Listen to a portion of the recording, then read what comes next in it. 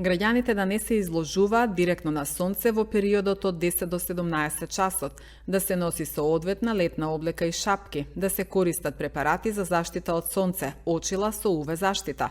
Ова се само дел од препораките на лекарите за заштита од опасноста на сончевите зраци во летниот период.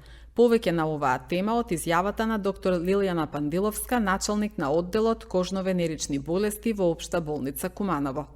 Воопшто треба да не се излегува на отворено, доколку сонцето е јако, како што се овие денови, кога е високо индексот, барем во периодот од 10 до 17 часот. И доколку е неопходно излегување на отворено, потребно е да се нанесе соодветна фотопротекција на кожата пред излегување на отворено. Облеката треба да биде прилагодена, треба да биде од природен материјал, тенка, лесна, памучна, ленена.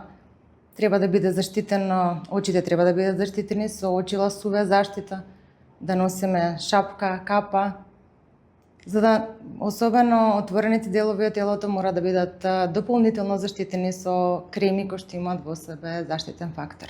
Заштитен фактор се нанесува пред секој излегување на отворено. Да речеме, доколку сме нанели заштитен фактор во 8 часот, иако не е толку јако сонцето, треба да нанесеме. Ако следното излегување не биде 10-11 часот, треба повторно да нанесеме заштитен фактор. Значи, на секои 2 часа до 2,5 часа треба да се нанесе заштитен фактор. Доколку се потиме, доколку сме на одмор и влеземе во вода, после излегување од вода, секако дека треба да се реаплицира заштитен фактор, за да сме сигурни дека кожата е заштитена. Особено кај бебињата треба да бидеме внимателни, да прво треба да не се изложуваат на директна светлина, на директно сонце, да бидат во сенка доколку е можно и кога и да е можно. Задолжително реаплицирање на фотопротекција на секои 2 часа, доколку се во можност родителите да им облечат облека кој што има филтри во себе за да дополнително бидат заштитени од УВ зраците, задолжително да носат капчиња, шеширчиња, за да полесно го поминат периодот и да на долг рок не имаат последици по кожата. Треба да уживаат во одморот. Меѓутоа, кога е јако сонцето, треба да не излегуваат, да речеме доколку се со мали деца, периодот што го спомнавме од 10 до 17 часот, да бидат во затворени простори или во убава сенка и доколку се во сенка, повторно кожата треба да биде заштитена со фотопротективен фактор задолжително. Самото потемнување на кожата е веќе знак дека меланоцитите реагираат, веќе тука се групирани, мобилизирани за да ја заштитат кожата од сонце, значи тоа е веќе еден знак на траума на кожата од УВ зраци.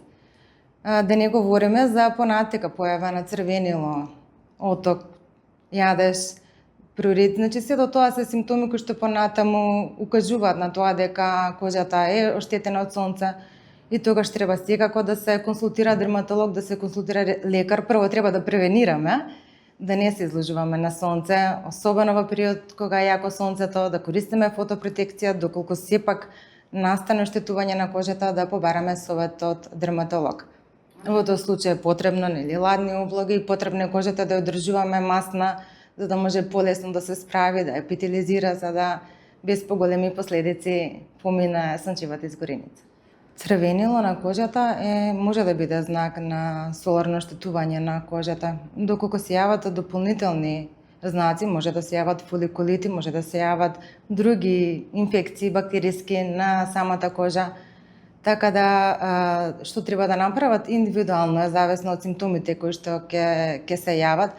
Прво, потребно е да ја негуваме кожата во текот на целата година, за да имаме што е можно постабилна кутена бариера, која што ќе може да поднесе и почест контакт со вода и УВ зраците полесно ќе ги поднесе, особено доколку имаме соодветна фотопротекција.